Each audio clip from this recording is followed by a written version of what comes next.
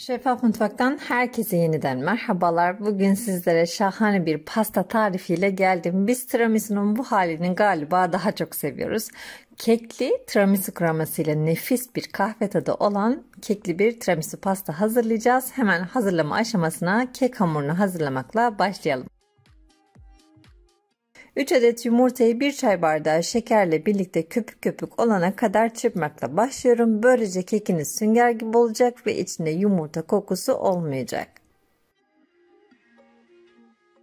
Kek bu kıvama geldikten sonra görmüş olduğunuz gibi kenarda bir sıcak su hazırladım. 40 milim kadar, yani bir su bardağının bir çay bardağının 3'te 1'ini dolduracak şekilde sıcak suyun içine bir tatlı kaşığı kadar çözülebilir kahve ilave ediyorum. Yani bu Nescafe diye tabir ettiğimiz kahveden. İçine ilave ediyorum ve yavaş yavaş yumurtayı pişirmeyecek gibi, çünkü çok sıcak kahvem, ilave ediyorum. Mikser yardımıyla karıştırıyorum. Sıvı yağını da içine ilave ettikten sonra bir karıştırıp unlu karışım içine ilave edeceğim. 2 çay bardağı kadar un, 1 çay bardağı kadar da nişasta içine ilave edeceğiz. Şayet evde nişastanız yoksa unu ilave edebilirsiniz ama nişasta bu ıslattığımız zaman içinin hamur olmamasını sağlar. Kakaom topak topak olduğu için ben içine eledim. 2 yemek kaşığı kadar da kakaonu ilave ettikten sonra kabartma tozunu, vanilyasını içine ilave edeceğim. Mikserin en yavaş seviyesinde karıştırıp kabıma dökeceğim. Kek kabıma dökeceğim. Sizler dilerseniz en küçük boy kare borcamı bu iş için kullanabilirsiniz. Varsa evinizde 20-22 santim kelepçeli kek kalıbı da bu hamura tam gelecektir.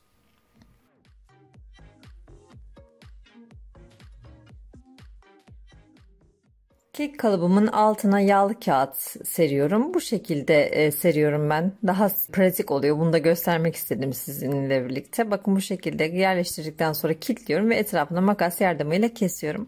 Daha sonra kek karışımının içine dökeceğim. Diğer taraftan önceden ısıttığım 180 derecede alt üst ayardaki fırınıma göndereceğim. Bu sayede kek daha düz bir şekilde kabaracak. Ben de aynı zamanda kremayı hazırlamaya geçeceğim.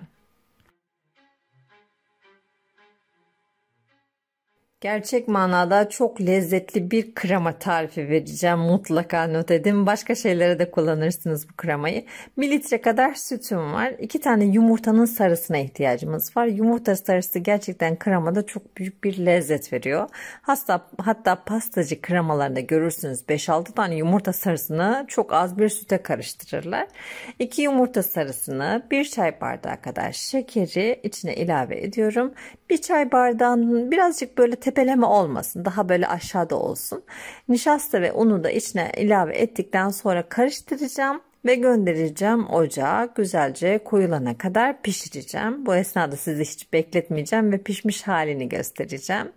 Piştikten sonra gayet koyu bir kıvam oluyor. Onu hiç bekletmeden ve kabuk tutmadan mikser yardımıyla güzelce çırpıyorum. Böyle pürüzsüz bir kıvam alana kadar çırpıyorum. 2 yemek kaşığı kadar tereyağını içine ilave ettim. Yedireceğim. Güzelce tereyağını yedirdikten sonra içine labne peyniri girecek.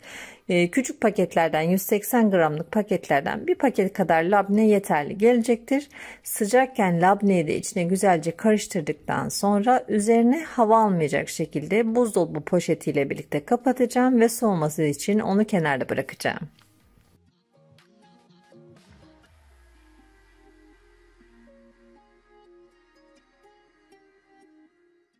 Pandispanyam pişti, mis gibi kahve kokuyor. Şimdi onu soğuduktan sonra ortadan ikiye kesip şöyle size iç dokusunu göstermek istiyorum. Çok güzel, gayet böyle yerinde sünger gibi bir dokusu var.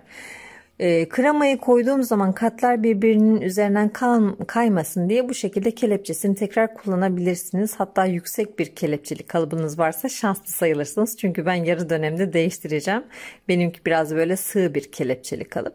Üzerine kahveyle ıslatıyorum. Yaklaşık 1 çay bardağı kadar kahve her 2 katı ıslatmak için yeterli gelecektir. Kahveniz soğuk olsun bu arada.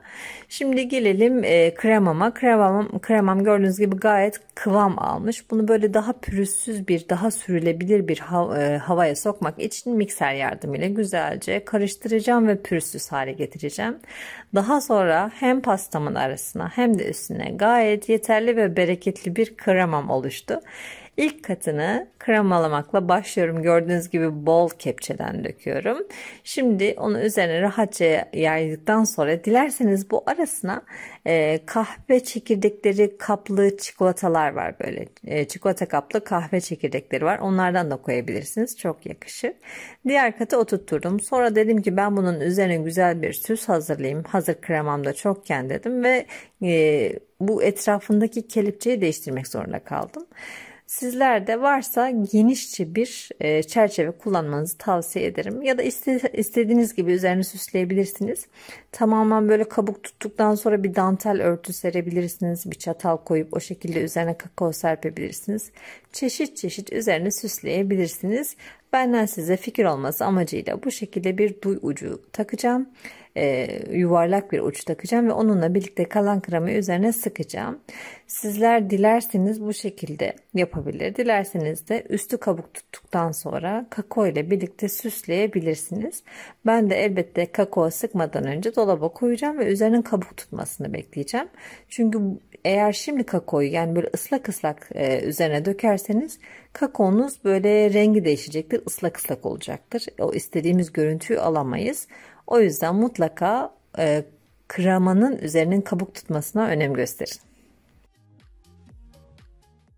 Yaklaşık 5 saat kadar dolapta iyice dinlenen ve oturan pastam artık hazır. Şimdi istediğiniz incelikte dilimler kesebilirsiniz. Pastanın dinlenmesi, pastanın oturması için gerçekten çok önemli. Kremanın kıvamını ve kek hamurunun, kekimin kıvamını göstermek istiyorum. Adeta böyle çataldan kayacak derecede yumuşacık oldu ve kremam çok lezzetli oldu. İnşallah sizler de bu lezzetli tarifi denersiniz ve beğenirsiniz. Beğenilerinizi bizlerle paylaşırsınız. Bu ve bunun gibi birçok pasta tarifine, kurabiye tarifine, turşu tarifine, tarhana tarifine kanalımdan ulaşabilirsiniz. Hala kanalımı keşfetmediyseniz mutlaka abone olun. En yeni tariflerden önce sizin haberiniz olsun. Yeni tariflerde, yeni videolarda görüşmek üzere. Hoşça kalın, afiyetle kalın.